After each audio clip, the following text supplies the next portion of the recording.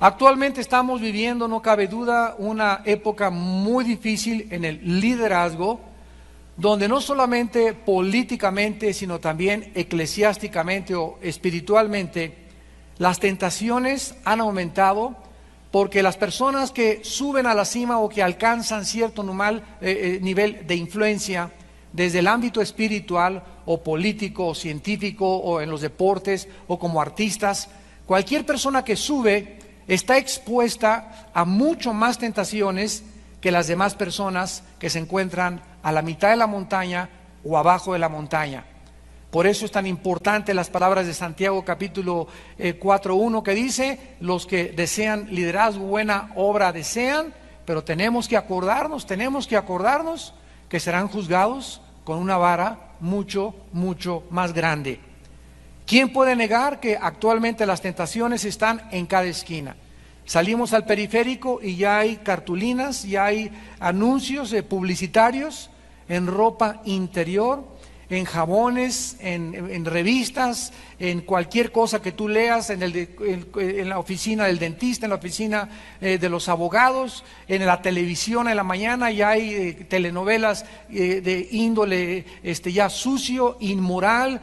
Los programas que nos hacían antes reír ya son vulgares, ya son programas donde ya se maneja solamente el sexo como una cosa chistosa, como una cosa, el divorcio también se maneja ya como una cosa que es normal, y todo este mundo que nos rodea nos quiere hacer parecer que es normal.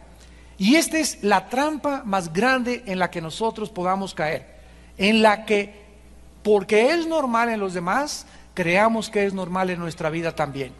Y cuando creemos que porque todo mundo lo hace, y porque ya está en la televisión y en el cine, nosotros también podemos actuar de la misma manera, es cuando caemos en la telaraña. Cuando somos picados por la araña, porque no hemos recordado que Dios nos ha llamado a ser santos en toda nuestra manera de vivir. Sin embargo, también debemos recordar que las normas morales para vivir de un líder espiritual son mucho más elevadas que las de cualquier otra persona. La norma espiritual, no solamente estamos hablando de pastores o predicadores, sino de padres de familia. Si tú eres un padre de familia, Dios te va a juzgar a ti 50 veces más rápido y mucho más severo que a tu esposa y a tus hijos, por la cuestión que somos la cabeza y el sacerdote de nuestra casa. Al que mucho se le da, mucho también se le va a demandar. Así que cuando nosotros nos convertimos en padres y nos casamos, ni siquiera nos imaginamos la enorme responsabilidad que es ser padre de familia. La gran influencia que nosotros tenemos sobre la esposa y sobre los hijos es la que nos hace culpables delante de Dios. La gran influencia que un pastor tenga sobre su iglesia es lo que lo hace más culpable delante de los ojos de Dios. La gran influencia que tiene un gobernante, que tiene un político, que tiene un presidente en cualquier lado, en cualquier nación del mundo, es lo que lo hace más responsable a los ojos de Dios. Existen tres áreas principales que pueden ser la causa de nuestra caída. Estoy hablando casi siempre de los varones y de los líderes. Y estas tres áreas se pueden calificar como la dama, la lana y la fama. En otras palabras, las mujeres. La Biblia habla en el libro de Proverbios de dos mujeres. Todo el libro de Proverbios fue escrito por un hombre que tuvo más de 1000 mujeres y tenía amantes y tenía concubinas, y aprendió la lección de su vida, y hasta el final de su vida se arrepintió. Cuando estuvo en el trono el rey Salomón, una sabiduría increíble, el hombre venía de todo el mundo a visitarlo, pero tantas mujeres, tanta paz, tanto confort, tantas comodidades lo arruinaron, y nadie lo puede juzgar como nadie va a poder juzgar a David tampoco, porque nosotros cualquiera hubiera hecho lo mismo. El que piensa que está firme, mire que no caiga. Entonces, en el libro de Proverbios se nos habla de la mujer extraña. Hay una mujer que Dios tiene para cada uno de nosotros, que es nuestra esposa. Y fuera de eso, las 2.1 billones de mujeres que existen, ninguna de ellas te pertenece, ni los 2-3 billones de hombres que no son tu esposo te pertenecen a ti. Cuando nos casamos, adiós Lupita, adiós Carmelita, adiós Panchita, adiós todas, ¿verdad? Ahora es mi esposa. Ya no voy a andar de coquetón ni de rabo verde con otras mujeres, porque estoy arruinando mi vida, arruinando mi matrimonio, arruinando la vida de mis hijos, arruinando la vida de mis amistades, de mi familia y de aquellos en los que puedo ejercer influencia. Esto es muy importante que nosotros recordemos. En segundo lugar, el dinero. Cuando una persona no está acostumbrada a manejar el dinero, a administrar el dinero, cuando es avara, este domingo, antier hablé de eso, de las instrucciones para la ofrenda, cuando no sabemos cómo darle a Dios, comenzamos a guardar más de lo debido y comenzamos a perder la bendición sobre nuestras vacaciones, sobre nuestro carro, sobre nuestra casa, sobre nuestra comida, sobre todas las cosas que compramos. Porque Dios quiere que nosotros seamos fieles principalmente en el área del dinero. Y en la tercera área es el orgullo. El orgullo de tener algo, de creerte algo, de ser arrogante, de creer que porque tienes un título, porque tienes belleza, porque tienes un color de piel adecuado, o eres blanco, ojos azules, te creas superior a los demás, o porque tengas una charola, porque seas político, porque seas policía, uses con arbitrariedad tu autoridad, aprovechándote de las personas que están bajo tu influencia. Estas tres áreas, la Biblia dice, ten mucho cuidado, porque tus pecados te alcanzarán. Lo que nosotros sembramos, esto es lo que vamos a recoger. Una de las lecciones que vamos a aprender en esta noche, más importantes en este incidente de la caída de David, es el pecado encubierto. El pecado que nosotros cometamos y no lo confesemos. Después vamos a ver en las otras clases, no nos va a dar tiempo, las consecuencias tan terribles que David recogió por haber tratado de ocultar su pecado. Porque hay una ley que dice que un pecado nos lleva a otro pecado. Es exactamente como el cáncer. El cáncer, si es detectado a tiempo, se puede extirpar. Pero si no, se extiende y se contagia por todo el cuerpo. Así es exactamente el pecado. El momento que lo enfrentamos y le damos la cara y lo confesamos y lo abandonamos, cesa la maldición y comenzamos otra vez a recobrar la salud espiritual. Antes de que abordemos el tema, quiero solamente mostrarles a ustedes al hombre que pecó, para que nosotros podamos darnos cuenta cómo cae un gigante espiritual. El hombre que pecó fue un hombre llamado David, quien fue el rey de Israel, y antes de que fuera ungido, Samuel había profetizado al rey Saúl acerca de la clase de varón que Dios estaba buscando. Dice en 1 Samuel, capítulo 13, versículo 14, le dice Dios a Saúl: tu reino no será duradero. Jehová se ha buscado un varón conforme a su corazón, al cual Jehová ha designado para que sea príncipe sobre su pueblo. E inmediatamente en cualquier estudio de David, todos comienzan a preguntarse, ¿cómo pudo haber sido posible que la Biblia llame a David un varón conforme al corazón de Dios cuando cometió adulterio y además se volvió en un asesino? Ese no puede ser un varón conforme al corazón de Dios. Espérate a terminar la conferencia. En segundo lugar, cuando David fue ungido por Samuel, el Espíritu Santo vino inmediatamente sobre la vida de David. Dice en 1 Samuel capítulo 16, versículo 13, 1 Samuel 16, 13, envió pues por él y le hizo entrar. Era rubio, hermoso de ojos, de buen parecer. O sea, David era muy guapo, era muy hermoso como varón. Y Jehová le dijo, levántate y úngelo, porque este es. Dice el versículo 13, Samuel tomó el cuerno del aceite, lo ungió, y desde aquel día en adelante el Espíritu de Jehová vino sobre David. Entonces David era un hombre sobre el cual el Espíritu Santo vino. No vino como viene sobre nosotros para habitar y hacer morada ya hasta que Él venga, hasta que Cristo venga. En el antiguo pacto, el Espíritu Santo venía sobre Sansón y Sansón tenía fuerzas y podía matar a un león. Se iba el Espíritu Santo de Sansón, Sansón era un hombre común y corriente que cualquiera le podría ganar a las fuercitas. venía el Espíritu Santo sobre David y David comenzaba a escribir el Salmo 22. Dios mío, ¿por qué me has desamparado? Sobre mi ropa echaron suertes, me miran como toros de Basán. Y comienza David a escribir bajo la inspiración del Espíritu Santo la crucifixión y la muerte de Cristo en la cruz, 1000 años antes de que esto sucediera.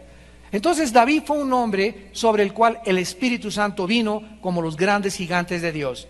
En tercer lugar, en Primera de Reyes, capítulo 3, versículo 14, David es puesto como un ejemplo a su hijo Salomón. Dice Primera de Reyes 3, versículo 14. Y si anduvieres en mis caminos, guardando mis estatutos y mis mandamientos, como anduvo David tu padre, yo alargaré tus días. Aquí se le está hablando a Salomón y se le está diciendo, si tú guardas y sigues a Dios como tu padre lo hizo, alargaré tus días. Imagínense en este momento a Salomón levantándose y diciéndole, oye, un momentito, pero ¿cómo que mi padre guardó tus mandamientos y fue un adúltero? Y fue un asesino. ¿De qué me estás hablando? ¿Cómo que si mi padre guardó tus mandamientos? Espérense al final de la conferencia. Después vemos nosotros también que más tarde, en Primera de Reyes capítulo 11, dice el versículo 4, Primera de Reyes 11, Dios se expresa tristemente de esta manera del rey Salomón. Dice Primera de Reyes 11, versículo 4, y cuando Salomón era ya viejo, sus mujeres inclinaron su corazón tras dioses ajenos, y su corazón no era perfecto con Jehová su Dios, como el corazón de su padre David. Increíble que se vuelva a mencionar otra vez que el corazón, a pesar de sus pecados, el corazón de David había sido casi maduro o perfecto. Y dice el versículo 11 y 12 del mismo capítulo, y dijo Jehová a Salomón, por cuanto ha habido esto en ti, y no has guardado mi pacto y mis estatutos que yo te mandé, romperé de ti el reino y lo entregaré a tu siervo. Sin embargo, no lo haré en tus días, por amor a David tu padre. Lo romperé de la mano de tu hijo, pero no romperé todo el reino, sino que daré una tribu a tu hijo, por amor a David mi siervo, y por amor a Jerusalén, la cual yo he elegido. Notemos otra vez que por causa del amor que Dios le tenía a David, él no rompió su reino mientras Salomón vivió. Fue a la muerte de Salomón cuando se dividió el reino entre sus dos hijos Jeroboam y Roboam, y siguió el reino del norte y el reino del sur, e Israel nunca volvió otra vez a ser unificada, ni lo será unificada hasta la segunda venida de Jesucristo a este mundo. Entonces es sorprendente que la Biblia nos mencione de qué manera Dios perdona. Es increíble que Dios diga, ¿sabes una cosa? No me importa lo que hiciste antier, no me importa lo que hiciste la semana pasada, me importas hoy, en que te estoy hablando si estás arrepentido. Y si tú estás arrepentido, que significa cambiar tu manera de pensar y ya no estás pensando como tú pensabas antes, nunca, escúchame, nunca, dice Dios, me volveré a acordar de tus pecados. Pero esto es algo que nosotros no hemos acabado de entender, el perdón de Dios. Porque nosotros los cristianos, cuando alguien peca, no, ese hace un año era borracho, parrandero y jugador, y le ponemos un attach. Cuando un cristiano cae en el ejército de Dios, se le marca, y para la iglesia esa persona ya no sirve nunca en la vida. ¿Por qué? Porque cayó en pecados hediosos hace 3 años. Sin embargo, esto no es lo que nos muestra el carácter de Dios. Y tenemos que entender que al subir al nivel donde está Dios y comprender sus caminos que no son nuestros caminos y sus pensamientos que no son nuestros pensamientos, comenzamos nosotros a ser mucho más compasivos con la gente. Y tenemos más facilidad nosotros también de perdonar y no guardar rencor. Porque Dios no lo hace con tus pecados, ni lo hizo tampoco con mis pecados. David también es considerado en el libro de los Hechos, en el Nuevo Testamento, cuando el apóstol Pedro comienza a predicar, se le considera a David también un profeta de Dios. Dice Hechos 2, versículo 29, cuando Pedro se levantó en Pentecostés: varones hermanos, se os puede decir libremente del patriarca David, que murió y fue sepultado, y su sepulcro está con nosotros hasta el día de hoy. Pero siendo profeta, a ver, espérame tantito, ¿qué acaso en el Antiguo Testamento no había rey, profeta, y aparte había otras personas que eran los sacerdotes? ¿O podía alguien en el Antiguo Testamento tener los tres oficios? Sacerdote, rey y profeta. Nadie. La única persona en el Antiguo Testamento que ocupó los tres oficios y que fue rey, que fue profeta y que fue sacerdote, fue el rey David. Y David es uno de los tipos más grandes en el Antiguo Testamento de lo que el cristiano es en el Nuevo Testamento. Ahora el cristiano es profeta, es sacerdote y es rey también. Todos nosotros somos profetas, en el sentido que tenemos los oráculos de Dios, la palabra de Dios, y cuando alguien habla la palabra de Dios, eso es lo que se llama profetizar, anunciar lo que está escrito. Profetizar no es anunciar el futuro, eso es la evidencia, pero profetizar es anunciar la palabra de Dios. Si tú llegas y me das un versículo bíblico: Armando, anoche me dio Dios Jeremías 29:11 para ti, y yo esa mañana he estado muy angustiado y he tenido muchos problemas, y vengo a Jeremías 29:11 y me dice Dios: mis pensamientos para ti son de prosperidad y de paz. En ese momento esa palabra fue profética a mi vida, porque en ese momento la necesitaba. ¿Me van entendiendo? Y todo esto nos demuestra que cuando David cayó había sido un grande gigante espiritual, y esto es algo que nosotros debemos recordar, para que en este momento el más famoso predicador que nos esté escuchando, el pastor más popular, el líder espiritual más fuerte que pueda haber ahorita en nuestros días, debería temblar ante este pensamiento: ¿cómo caen también los grandes hombres de Dios? En el libro de Proverbios, capítulo 7, versículo 21 en adelante, dice el rey Salomón, Proverbios 7, versículo 21 en adelante: lo rindió con la suavidad de sus muchas palabras, le obligó con la salamería de sus labios, y al punto se marchó tras ella porque traía el ombligo de fuera. En esta noche y en esta tarde muchas mujeres van a aprender también una grande lección. Cuando David vio a Betsabé bañándose desnuda, ¿por qué lo estaba haciendo? Enfrente de sus aposentos, donde ella sabía que el rey salía a pasear en la tarde. Entonces no estamos diciendo, ¿verdad?, ni se va a justificar a David de ninguna manera, pero la Biblia lo explica claramente en la primera carta de Timoteo capítulo 2, que las mujeres se vistan pudorosamente. Porque la mujer debe ser una influencia para el hombre, es la ayuda idónea para él, no es tropiezo para él. Entonces, todas ustedes mujeres que nos escuchan en este momento y que se visten cadenciosamente porque les encanta atraer la atención sobre su ombligo de fuera, sobre sus pompas moviéndolas como licuadora, sobre el escote hasta por acá, tú estás contribuyendo no a influenciar hacia el bien al hombre, sino para que muchos hombres caigan, y si no caen, y si no te secuestran, y si no te violan, lo van a hacer mentalmente. Y te conviertes en un instrumento de maldición para los hombres en lugar de bendición para los hombres. ¿Y todo por qué? Por tu ego y por tu vanidad. Y eso es lo que debemos hacer morir en nosotros, nuestro ego y nuestra vanidad, que es lo que hace que muchas veces podamos hacer pecar a los demás. Y cuidado, dice la Biblia, cuando hacemos caer a otra persona por la forma en la que muchas se visten. Vamos pues a ver en 2 de Samuel capítulo 11 e iniciar nuestro estudio los factores, en primer lugar, de la caída de David.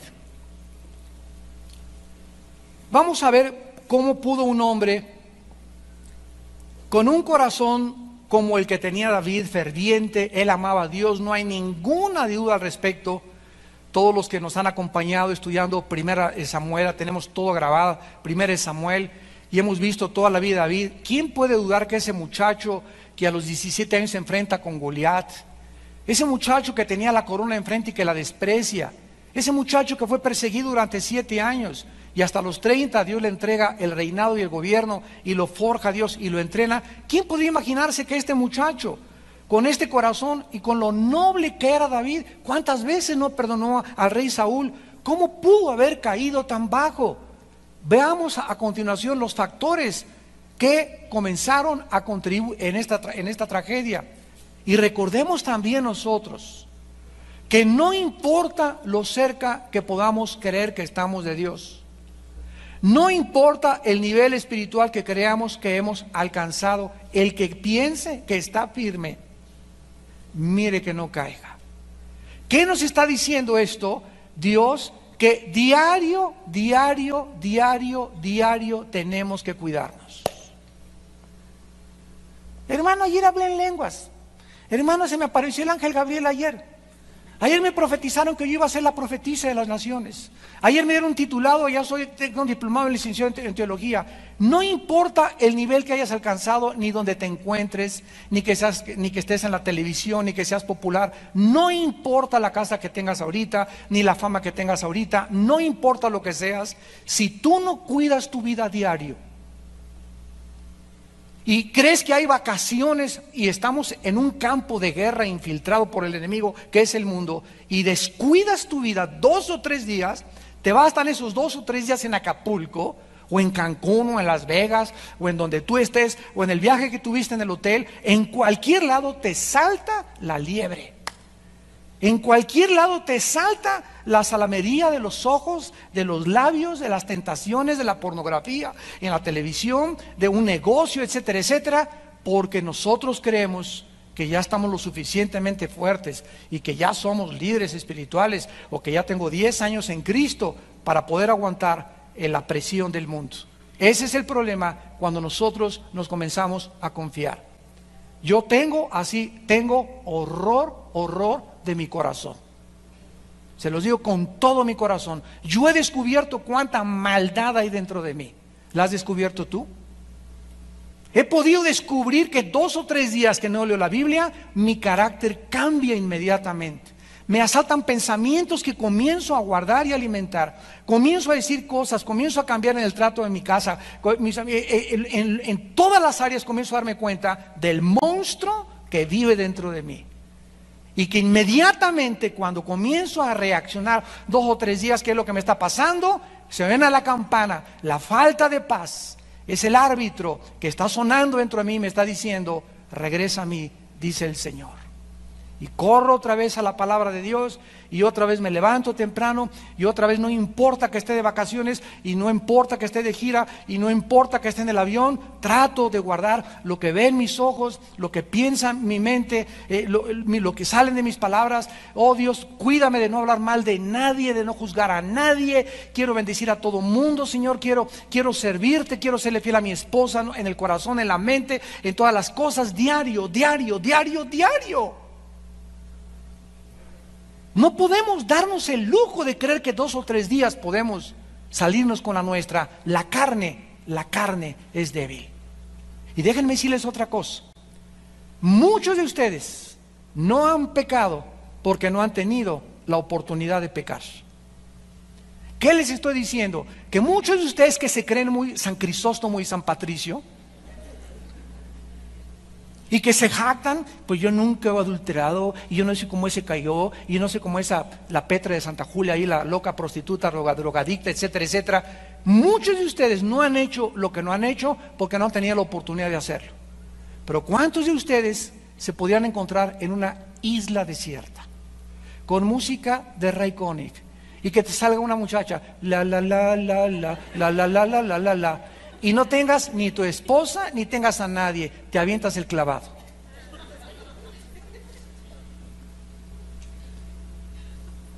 Eso es lo que tenemos que pensar, que muchas veces no lo hemos hecho porque no hemos tenido la oportunidad de hacerlo. ¿Y qué tal cuando se te presente esa oportunidad? ¿Estarías listo a repeler esa tentación? Entonces no te adelantes a juzgar a David.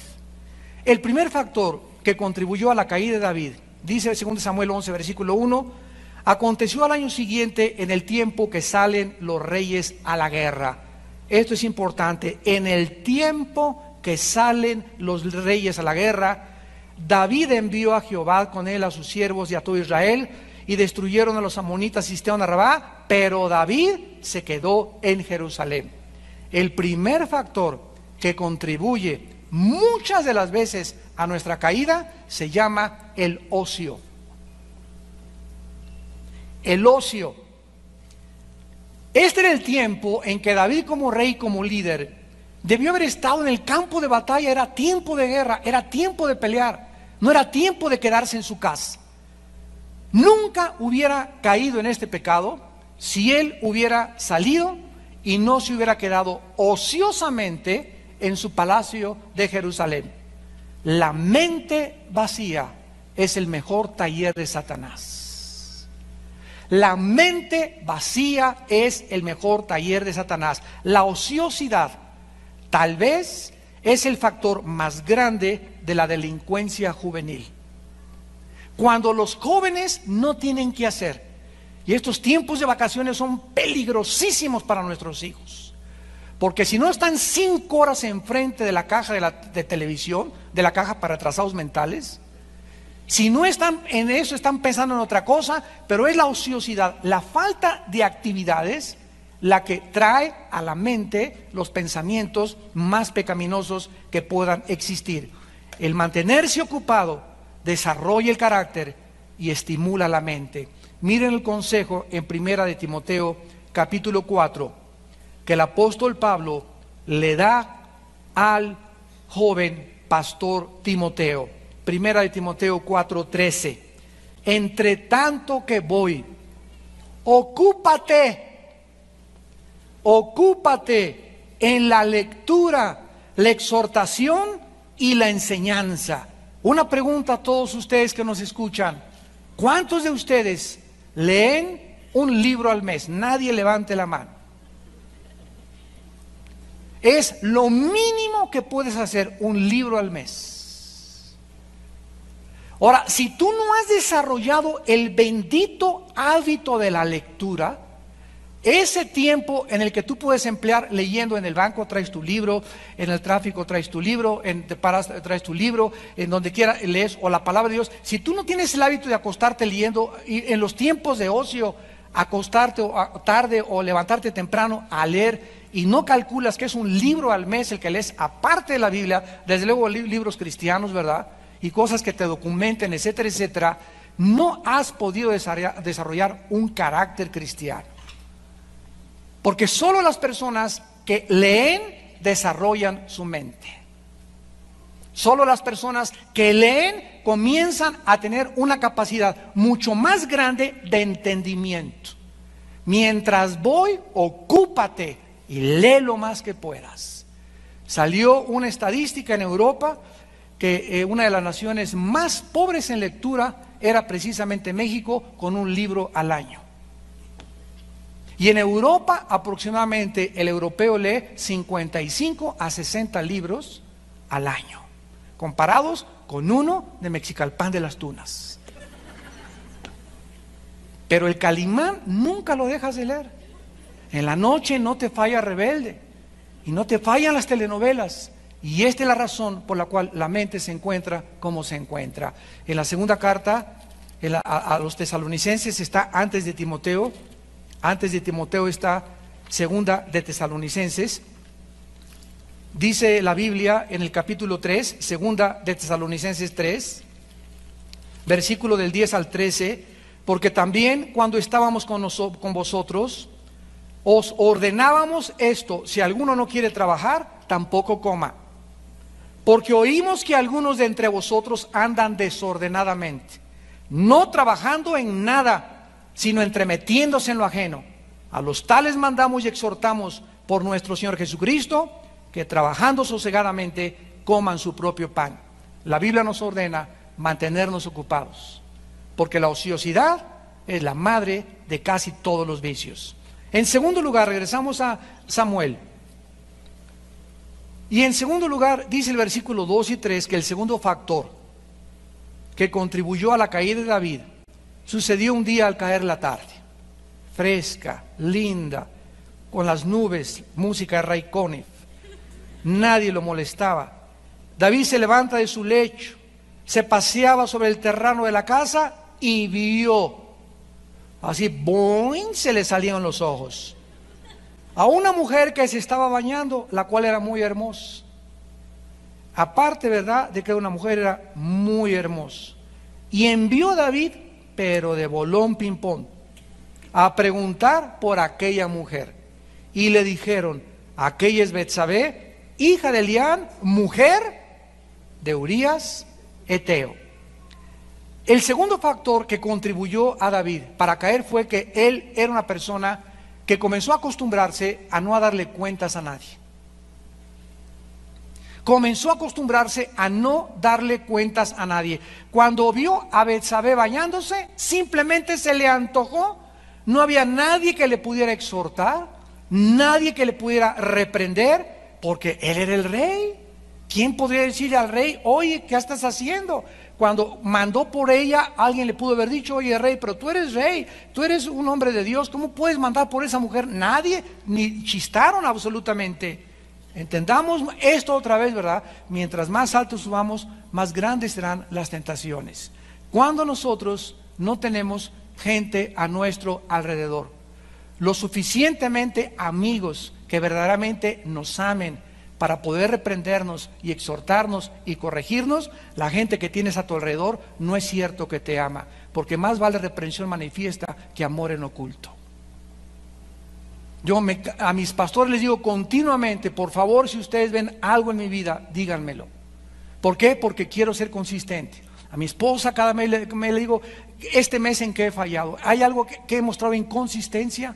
¿Cómo está mi trato con mis hijos? ¿Cómo está mi trato contigo? ¿Cómo me sientes? ¿Cómo me palpas? ¿Me ves más sensible? Etcétera, etcétera. ¿Por qué? Porque hay un concepto que tenemos de nosotros mismos, otro que la gente tiene de nosotros y otro concepto que es el verdadero, que es el que tiene Dios de nosotros. Entonces, desgraciadamente somos todos imperfectos, pero si no tenemos un ego donde aceptamos que se nos digan nuestras verdades, vamos a crecer. Dios va a trabajar con nuestras vidas de una forma tremenda. ¿Por qué? Porque estamos acostumbrados a la exhortación. La gente hipersensible, la gente más orgullosa de este mundo es la que no puedes regañar. No puedes exhortar porque no te hablan en un mes. Les tocas el dedo en la llaga y te dejan de hablar. Se sienten, en lugar de voy a pensarlo, voy a cambiar mi manera de pensar, gracias por mandarme al hermano, gracias por la hermana, gracias por el consejo de mi mamá, Señor, yo no quiero seguir así, esto me contribuye a mi crecimiento, Señor, te pido que me cambies, me arrepiento en el nombre de Jesús, y subes y subes y subes y subes. ¿Por qué? Porque te conviertes en material dúctil como plastilina a las manos de Dios. Recibamos, dice en Santiago, la palabra con mansedumbre, seamos mansos para ser reprendidos por los demás. Pero la gente que no tiene este tipo de cuidado cae. Cualquier líder que me esté escuchando por la televisión, que no le da cuentas a nadie de su vida, caerá tarde o temprano en el peor de los pecados. Cuán importante es que todos nosotros como líderes tengamos hombres maduros que nos amen para poder corregirnos, porque ¿quién es suficiente? ¿Quién es perfecto? ¿Quién puede decir ya no necesito que me diga nada? ¿Quién puede decir he llegado a un momento donde no necesito consejo? En ese momento te conviertes en Dios. En el Salmo 19, el rey David escribió después de su caída estas palabras. Salmo 19, versículos del 12 al 13. Y dice David, con una pregunta: ¿quién podrá entender sus propios errores? ¿Quién contesta esa pregunta aquí en esta tarde? ¿Quién podrá entender sus propios errores? ¿Cuál es la respuesta? Nadie. Esa es la respuesta. ¿Quién podrá entender sus propios errores? Nadie. Entonces, partiendo de esta premisa, dice David, líbrame de los que me son ocultos. Porque podemos tener muchos errores, ¿verdad? Que se ven, pero los que están en el corazón dentro de nosotros, que realmente lo único que nos puede conocer nuestra esposa o a la gente íntima o nuestros hijos, esos son los que la gente no ve. La iglesia todos llegan con cara de Santa Rita de Casia, con cara de San Patricio, con todos una buena de mustios. Pero realmente, ¿verdad? ¿Quién puede conocer sus errores? Nadie. Y le pide Dios a David, Líbrame de los que no conozco, Señor. En la noche, Padre Santo, oh Dios, hay tantas cosas en mi carácter. Mira, el otro día le decíamos a una hermana, oye hermana, en todos los lugares donde vas, ¿tienes una jeta? ¿Tienes una cara de tamal de Oaxaca que no puedes con ella? ¿Yo? Sí, tú. Siempre estás mal encarada.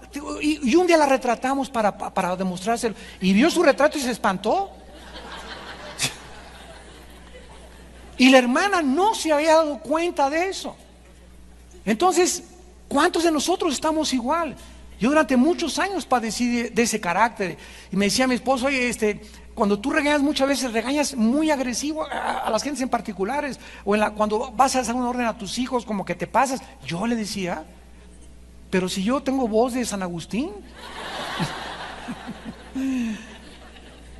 Y me convencí, ¿verdad? Que verdaderamente, o sea, necesitaba una televisión que me mostrara que la actitud que yo creía que tenía para muchas veces no era la que Dios quería para mi vida.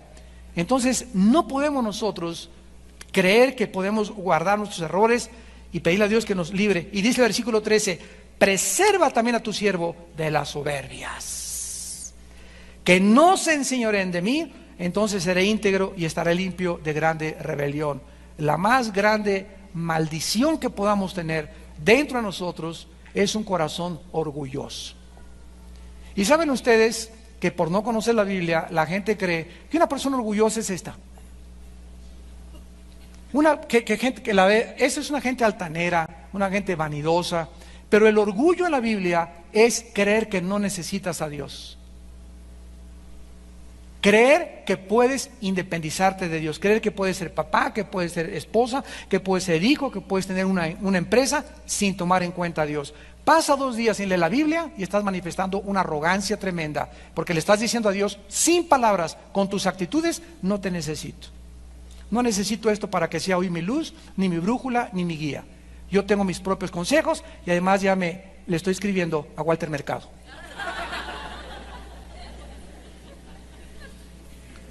En tercer lugar, dice 2 Samuel 11, en tercer lugar,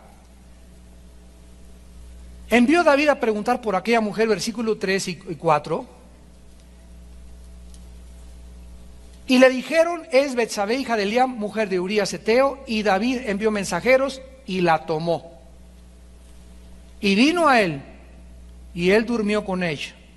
Ella luego se purificó de su inmundicia y se volvió a su casa. En tercer lugar, el tercer factor que contribuyó a David en su caída fue que él quiso jugar con el pecado. Voy a explicarme. David se entretuvo mirando a una mujer que no debió haber mirado. Pudo él haber resistido eso, haber cerrado sus ojos, haber corrido a su cuarto, caer de rodillas, Señor, pero qué monumento. No cabe duda, Padre Santo, que haces cada cosa para... No, espérame, no es para ti. Señor, te soy sincero, ¿verdad? Es una preciosura, etcétera, etcétera, pero no es mía.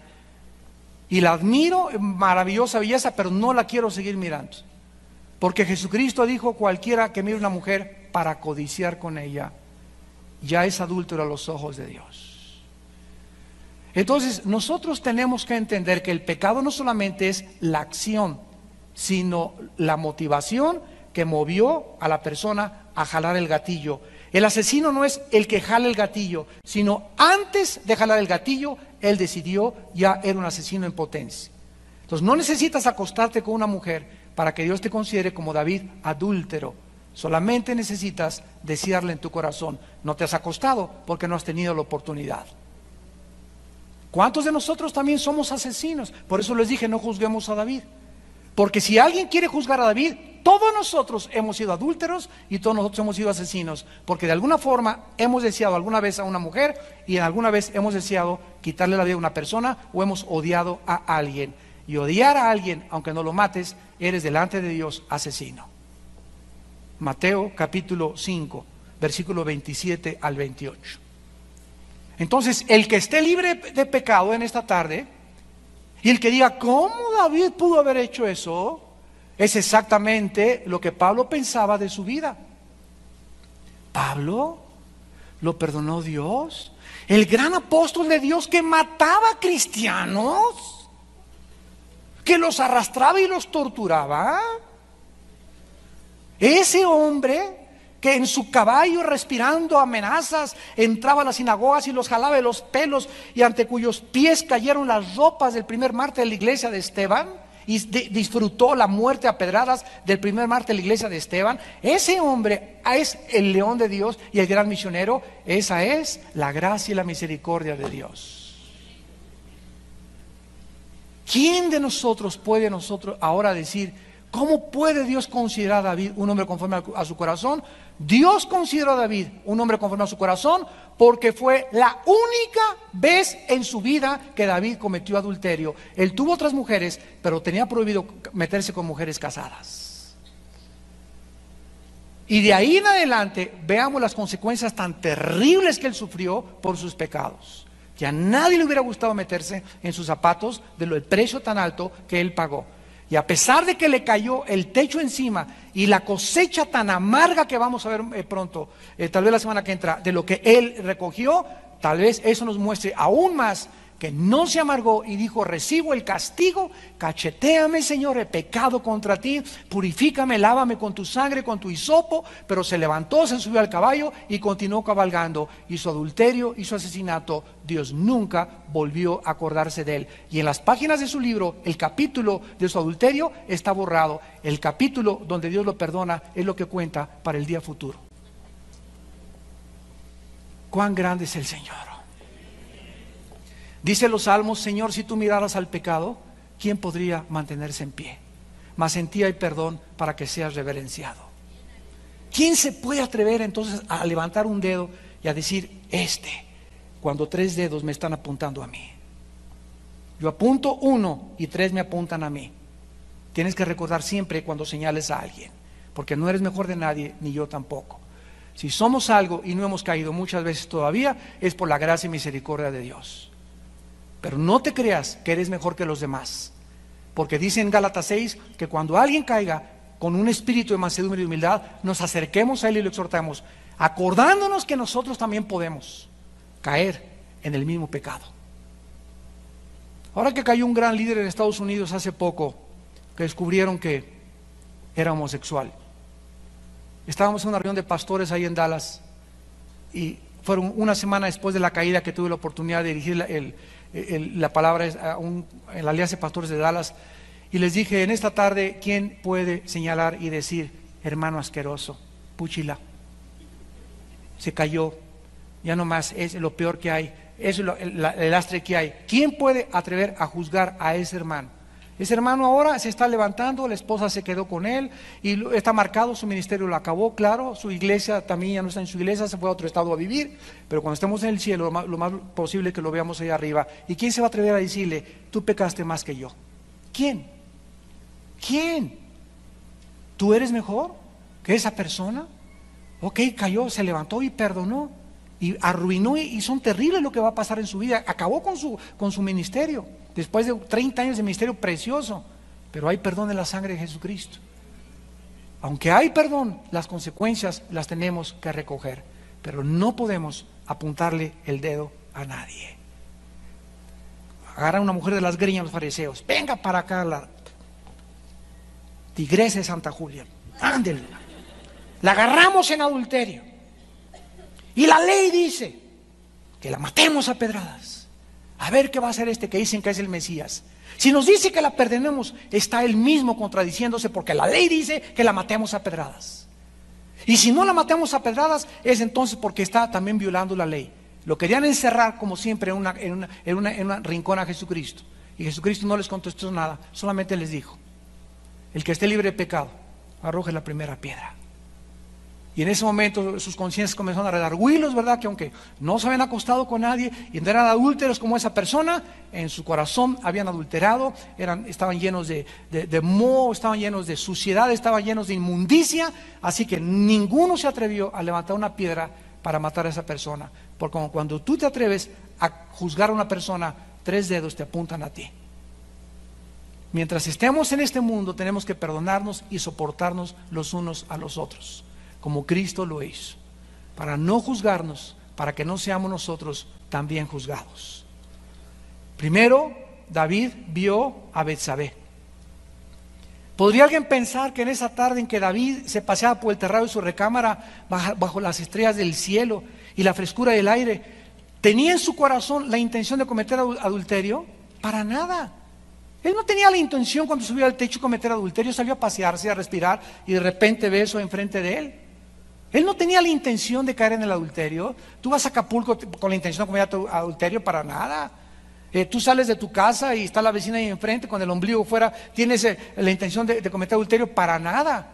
La Biblia nos muestra claramente que esto sucede en momentos en que nosotros comenzamos a ver de más. La vio bañándose, comenzó después a disfrutar su belleza física, empezó a acariciar en su mente el pecado y era muy difícil.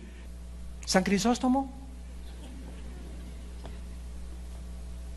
Muchas veces nosotros como pastores hemos ido a los congresos a Acapulco y a la playa, y vamos por la playa y pasan los bikinis así enfrente de ti, y las señoras y las muchachas jóvenes. No podemos andar en la playa así, ¿verdad? Sería ridículo. Pero ¿qué es lo que tú tienes que entrenarte? Ok, ¿viste una persona? ¿Ya la viste? Pues sí, está muy bonita. Y me sigo caminando. Y pasó otra, pues sí, pero si le haces esto y se te salen los ojos y la sigues mirando, o te acuestas y comienza una mujer que está acostada ahí, o boca abajo, etcétera, etcétera, y ya llevas 30 segundos mirándola. En ese momento ya la mente es una cámara fotográfica. Y tú retratas, mientras más veas algo, más clara la imagen se te queda en tu mente. Ese es el problema de la pornografía. Cuando tú estás viendo la pornografía, estás filmando como un video tu cámara esas imágenes que son muy difíciles que se te salgan, y para pasar el tiempo, y esas imágenes te van a atormentar. Te van a atormentar cuando tú estés solo, o vas a querer hacer las mismas cosas cuando tú estás con tu esposa, pensando en la del video y no pensando en tu esposa. Y ese es el problema del adulterio mental. Por eso Jesús dijo que no podíamos retratar, mirar, codiciar, porque ya somos adúlteros delante de Él. Tenemos que aprender a disciplinar nuestra carne y a no mirar dos veces. Llegas a un consultorio y ves la revista ahí, ya sale ahí en bikini, un cuerpazo tremendo esa mujer, le paso la hoja, qué bonita mujer, y ya, pero no me quedo ahí viéndola.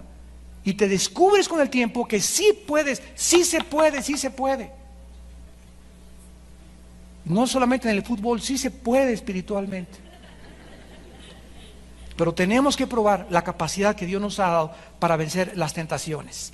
Y en ese momento, ¿verdad? Y era muy difícil que David se apartara. La deseó y me mandó por ella, y ya en ese momento la pasión estaba dentro de él. No le importó que estuviera casada, ordenó que se la trajeran sin importarle las consecuencias. Santiago en el capítulo 1 nos describe el mecanismo del pecado. Dice Santiago capítulo 1, versículo 13 al 15. Cuando alguno es tentado, no diga que es tentado de parte de Dios, porque Dios no puede ser tentado por el mal, ni Él tienta a nadie, sino que cada uno es tentado cuando de su propia concupiscencia es atraído. Vean ustedes, primero vemos algo, nos atrae, y eso que estamos viendo nos acaba seduciendo. Nos acaba seduciendo. Esta es la razón por la cual las mujeres, sobre todo las que están casadas, no les ganan así a los hombres. Había una iglesia en Argentina, hace muchos años me encontró un hermano muy famoso, predicador de Argentina, que durante el seminario bíblico en Argentina les enseñaban a las mujeres que nunca vieran a ningún hombre como ven a su marido. Que se acostumbraran a no echarle los perros a nadie. No le estoy echando a los perros, le estás haciendo así. Y los hombres cuando vemos una mujer, ¿verdad?, que nos comienza a hacer así, somos más vanidosos que ustedes y creemos que ya le estoy gustando. Y la pobre mujer, a lo mejor no tiene esa intención, pero ella no sabe cómo es el corazón de perverso. Por eso es tan importante, ¿verdad?, que una mujer y un hombre guapo, ¿qué tal, cómo estás? Y punto.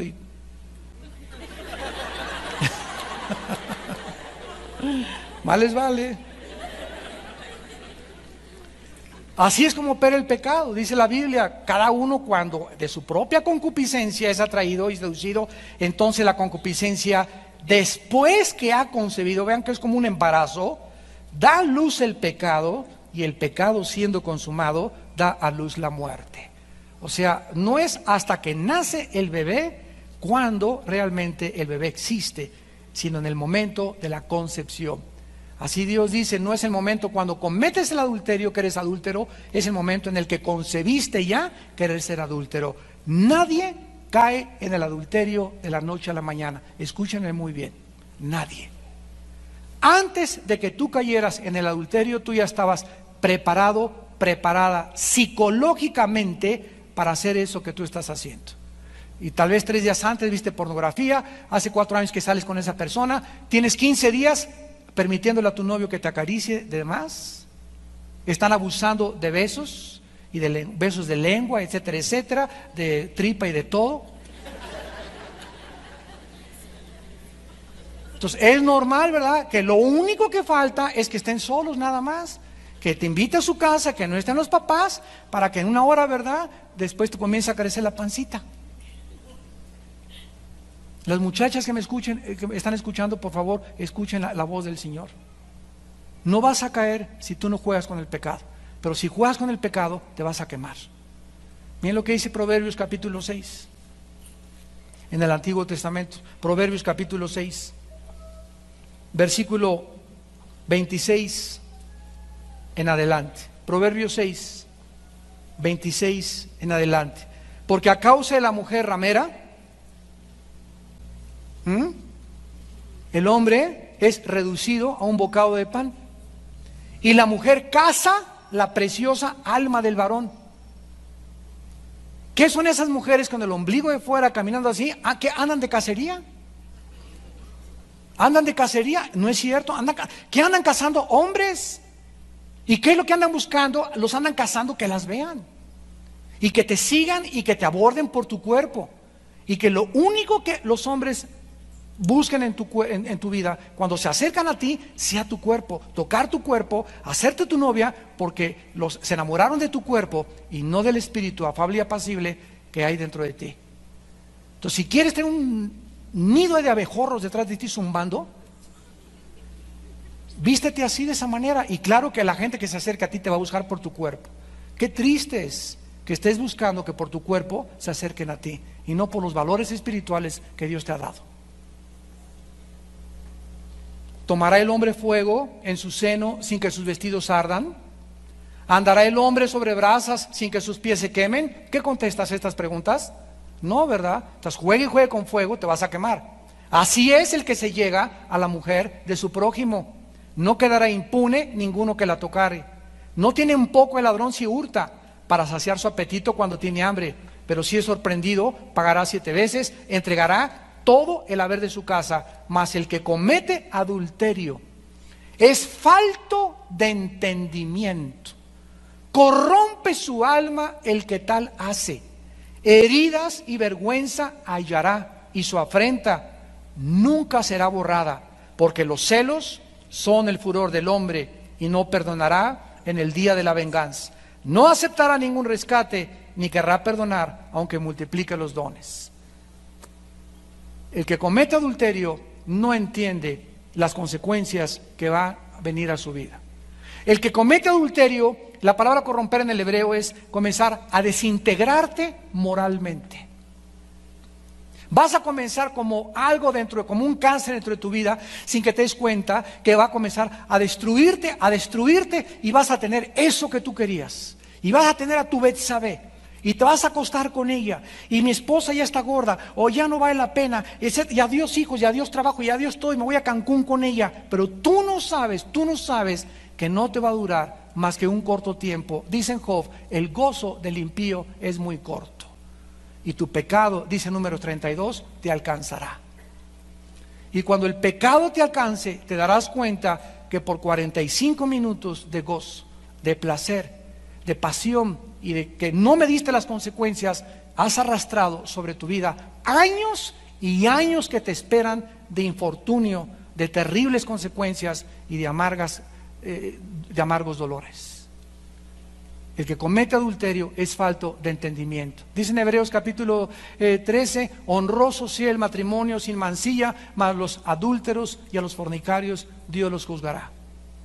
En el libro de Colosenses, en el Nuevo Testamento capítulo 3, el apóstol Pablo escribe estas palabras de advertencia. Colosenses 3, versículo 5, hagan morir lo terrenal en ustedes: fornicación, impureza, pasiones desordenadas, malos deseos y avaricia, que es idolatría, cosas por las cuales la ira de Dios viene. ¿Le crees a Dios? ¿Hay alguien que quiera hacer enojar a Dios? La Biblia dice, el que quiera hacer enojar a Dios, de veras, si lo quieres al creador del universo, hacerlo enojar, comete inmoralidad. Y la razón por la cual es tan profundo el odio de Dios y la ira de Dios, y la forma tan dramática en que castiga a Dios o disciplina a Dios a las personas que han caído en la inmoralidad, es por el inmenso amor eterno que Dios tiene a nosotros. Porque sabe que la inmoralidad es el veneno más grande y el que más rápido destruye nuestro carácter. Es lo que te impide y abortará la misión que Dios tiene para tu vida. El que comete adulterio es falto de entendimiento. Y para terminar, el cuarto factor de David fue que olvidó a su enemigo interior. David se olvidó del peor enemigo que tenemos, que está dentro de nosotros. Nuestra antigua naturaleza es muy traicionera, por lo que no podemos darnos el lujo de confiar en nuestra carne nunca. Y si no, tómate 3 tequilas. O acábate media botella de Smirnoff o de whisky. Y cuando comienzas a ponerte pachecón, lo primero que descubres es que comienzas a vagar con tus ojos. Y comienzas a descubrir que abres la jaula al monstruo que traemos dentro. Y harás cosas de las cuales después te vas a arrepentir. Ahí te das cuenta verdaderamente cuán grande es el monstruo que traemos dentro. O cuando te drogas, inmediatamente comienzas a perder tu sentido, el pecado ofusca la razón, ciega el entendimiento, te niebla totalmente el discernimiento, nos roba la capacidad de poder distinguir entre el bien y entre el mal, y comenzamos a hundirnos en un mar profundo, como si alguien nos hubiera atado una piedra a nuestros pies y queremos nadar y no podemos nadar. Sentimos que el agua nos comienza a ahogar. Este es el problema cuando nosotros no hacemos caso de las razones de Dios. En Filipenses 3:3 el apóstol Pablo dijo, nosotros no somos de los que confiamos en la carne. En 1 Corintios capítulo 9 versículo 27 el apóstol Pablo tenía tanto temor y tanto terror, sentía la maldad dentro de él tan grande como la debemos sentir todo, de correr a la cruz continuamente, que él dijo, golpeo mi cuerpo, 1 Corintios 9:27, y lo pongo en servidumbre, no sea que, habiendo sido heraldo para otros, yo mismo vengo a ser eliminado. Dice Pablo, si diario no pongo mi cuerpo en servidumbre, si no comienzo a negarle a mi cuerpo los deseos y los impulsos que todos los días nos dice el cuerpo. Y esto es no solamente para los adúlteros, los fornicarios, también para los glotones, para los bebedores, para los dormilones, para aquellos que tienen cualquier cosa en su vida que los controla y que los domina y que no tienen ningún control de eso. Tarde o temprano eso va a frustrar tu llamado a servir a Dios. Llega a esa edad, a los 50, 45, 50, 60 años de edad, y te va a costar 10 veces más bajar de peso. Te va a costar 10 veces más dejar la pornografía. Te va a costar 10 veces más dejar lo que tú habías practicado. Tenemos que acostumbrarnos a que el cuerpo debe estar bajo el control y la servidumbre del Espíritu Santo. No sea que seamos eliminados. Oremos.